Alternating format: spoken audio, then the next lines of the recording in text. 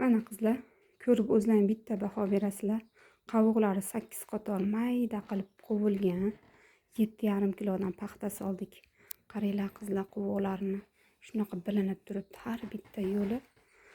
Mana yumaloq bo'lishlarni ham chiroyli qilib bitqizib qo'ydik. Ikkita uzunchoq bo'lishlari 10 ta 3,5 metrlikdan ko'rpacha bo'ldi. 8 ta kvadrat yostiqlar bo'ldi. Ikkita uzunchoq, ikkita yumaloq bo'lishlari bo'ldi. Ko'ryapsizlarmi qizlar, popuklarini, originalligini, qalinligini. Ichigacha overlock qilingan.